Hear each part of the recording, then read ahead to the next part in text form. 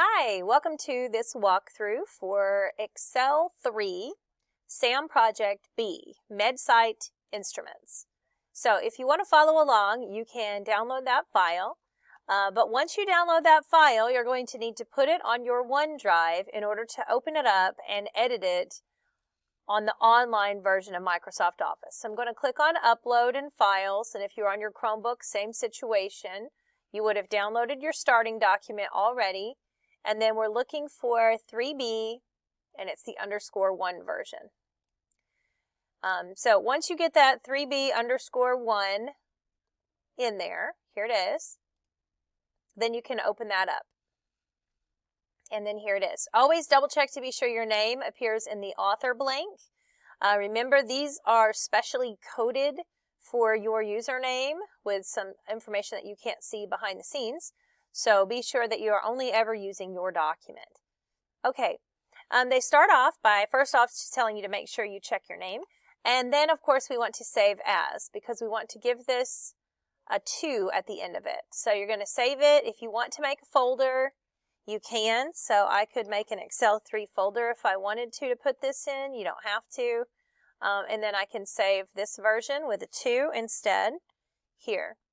I think it's kind of a good idea to make a separate folder because a lot of that stuff gets really confusing if you have a bunch of documents in there. Okay, so the first thing they're going to have us do is get into the unit sales projection worksheet, which looks like this. The first thing they're going to have us to do is using fills with patterns. So where this says 4 and 8, they want us to use this to create a pattern that's going to say 8 plus 4, 12, and 12 plus 4, 16, automatically. Now, if we just grab a hold of the 8, it's going to get 8 a bunch of times. That's not what we want. We have to grab a hold of the 4 and the 8, and then grab the fill handle and pull. And it takes the pattern, 4 plus 4, and it continues those on. Okay, that's it for instruction number 1. Instruction 2 says use the values and formatting in the range B6 to B7. So that's these numbers, the years, to extend the list of years to the range B8 to B10 so that we have 5 total years. So same situation, if we just grabbed the bottom one, it would put 2022 a bunch of times. So you grab the first 2 and then pull down 3 times and let go, and we have 21 through 25. So we have our 5 years.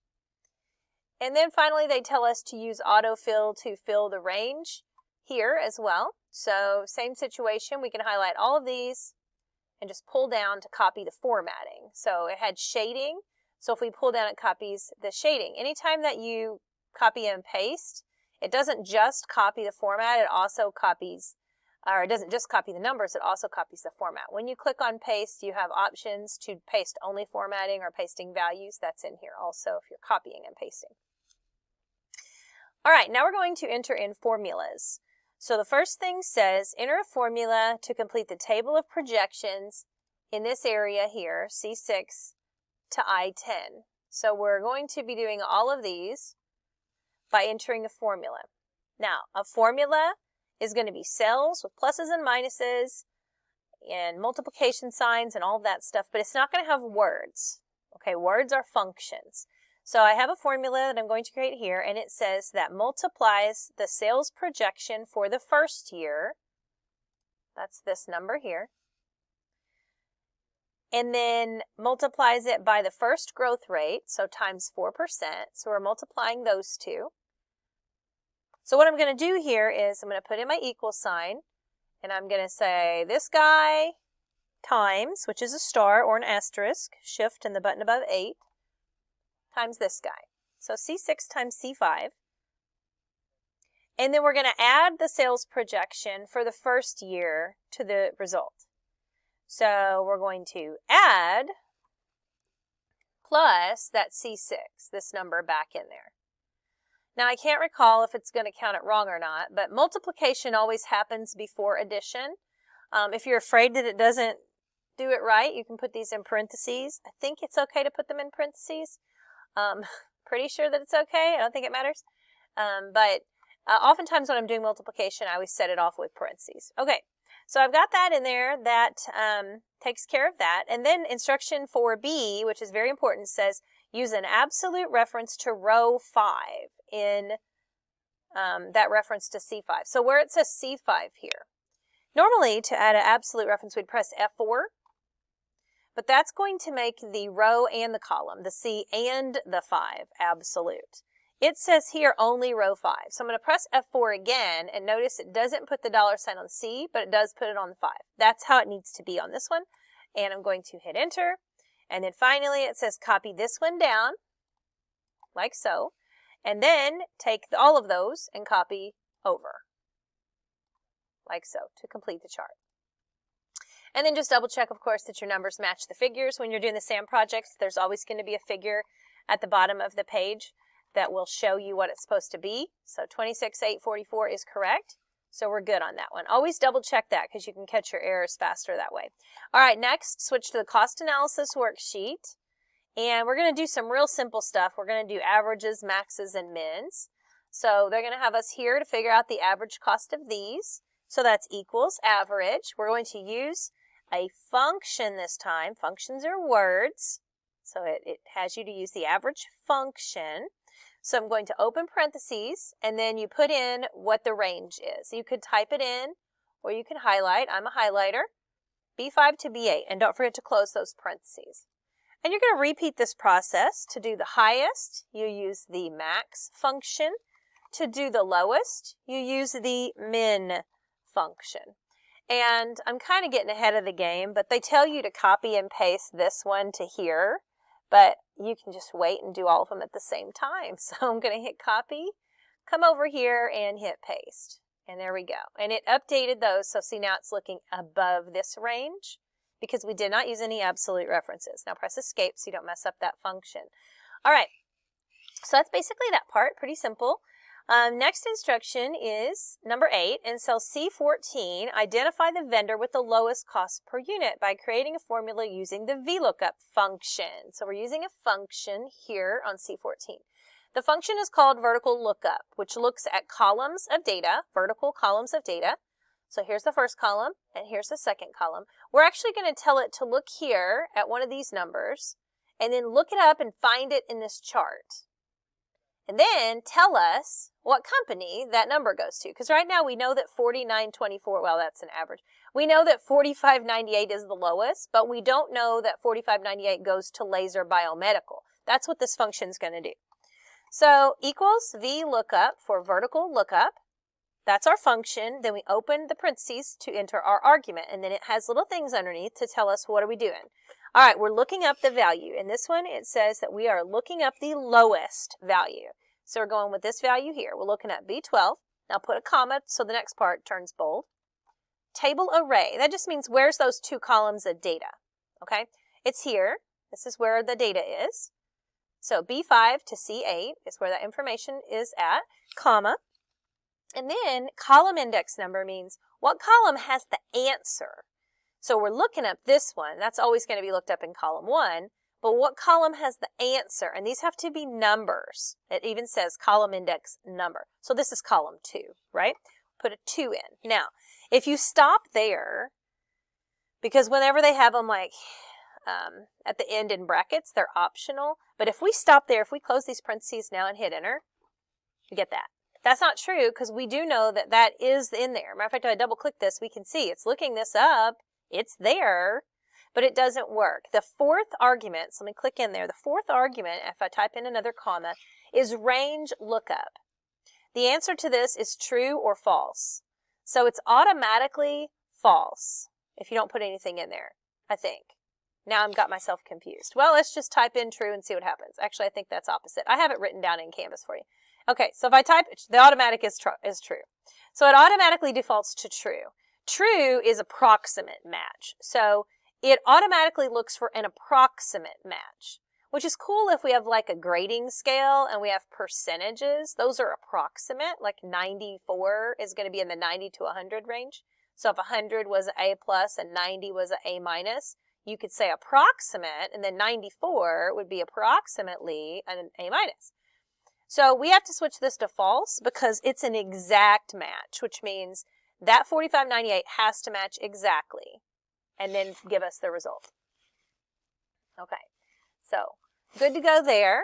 We're going to do that same thing over here. And again, we can copy and paste this little puppy here. So copy and paste. I just used the keyboard shortcuts on that. All right, perfect. Now we're going to profit projections. And in this worksheet, we are going to enter in I7 a current date function. That's the today function. You can also use a now function. So again, it's a function, which means it has words and it has parentheses around it for the arguments. It's just empty. You don't put anything in the middle on those. So hit enter. Puts the today's date. Today's July 1st. And then it says in I9, create a formula using a function. We're using a function called network days. So equals network days. It pops up there. I can press tab and it'll put it in there. And then it says in the open parentheses, it put that in there for me, start date. And the start date is going to be, we have to look on our instructions, see what it says, the dates between cells I7 and I8. So we started here on our current date, and then we put a comma, and then we click on the ending date. And then we just close that parentheses. And that's it. We hit enter. Now your number would be different than my number. They're just going to be checking the function to be proper. But your number will be different because it depends on what day you do this on. Okay, number 11, use the values in the range C14 to D14. So C14 to D14 is another one of these parentheses. So we're going to add those incremental percentages once again by highlighting the first two and pulling the handle. And then same situation here, highlight the first two and pull that fill handle to fill that in. Okay, finally, we are going to enter in some functions and then finish this up. The next instruction is number 13. Estimate the gross profit for 2021 by entering in a formula without a function. So in cell C15, it says we're going to do a formula without a function that subtracts the vendor and the shipping cost from the sales price. Okay, let's just deal with a little bit of this at a time. Equals, because we're putting in a function or a formula. So the sales price is C8, and we are subtracting the vendor and the shipping cost. So I'm going to put minus and then put these two in parentheses because we have to add them together. So subtracting the vendor, which is C7, and the shipping cost, which is C9. So we're subtracting both of those from C8. C8 is the sales price, right? We're subtracting these two numbers from that sales price. Okay. And then it says we're going to multiply the result. Uh-oh. Well, that means I got to put all of this in a parenthesis. So let me put a parenthesis around this part. Whoops. Let me hit escape. Oh, no. I hate when that happens. If you hit escape when you're in the middle of doing it, you can mess it all up.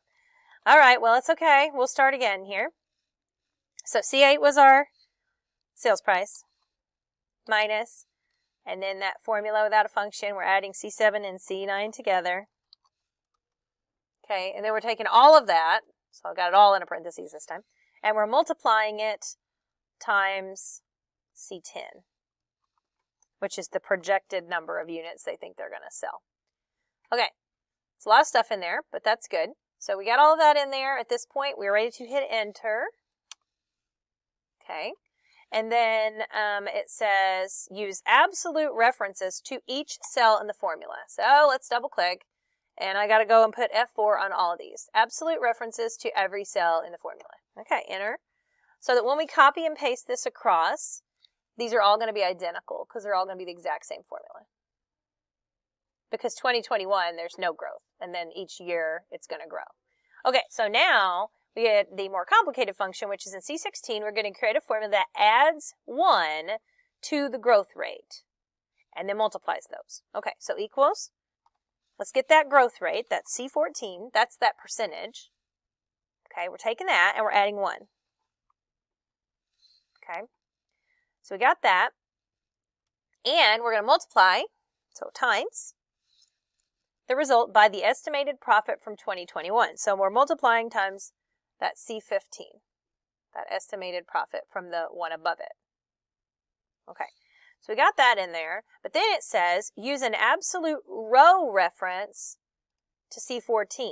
So I only want the row to be absolute. So press an F4, that's both of them absolute. I pressed it again, and now I just have that second one absolute. So that should be better. Okay, I'm going to hit enter. Okay, that got that. And then we're going to copy it down. Hope they all change. Let's just double click one of these and look. All right, yeah, so it's taking this and it's going to add that in there after it does the math. It's multiplying times 4. So yeah, it's all going good. That one looks good. Now let's highlight all of these and go all the way across.